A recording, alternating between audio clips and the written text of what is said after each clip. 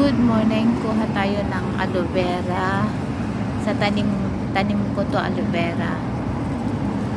Aloe vera, kuha tayo ng aloe vera. Tapos, lalagay natin. Yan, tanim ko yan. Lalagay ko sa buko. Twice a month, maglalagay tayo sa ating buhok. Kakapal pang buko. Yan. Yan, lagay natin dyan sa buhok. Yan, lagay natin. Yan, hatiin natin sa gitna. Hatiin natin sa gitna. Tapos, lagay natin sa sa buhok natin.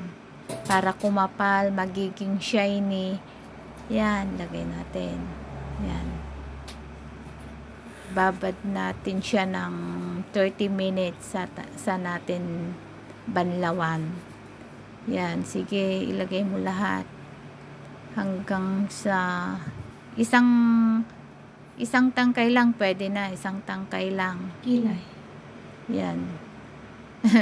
Yung kilay para kumapal. Kumapal ang kilay. Yan. Lagay yun dyan. Yan, isa pa. Yan, lagay lahat hanggang yan. Tapos after 30 minutes yan, banlawan mo. Banlawan. Yan pa. Another one. Yan. Sige. Hanggang mabasa yung buhok mo, hanggang mawala yung dagta niya. Yan.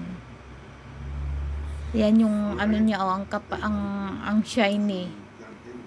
Tapos makapal pa siya, malambot yung outcome niya, malambot at saka maging shiny siya.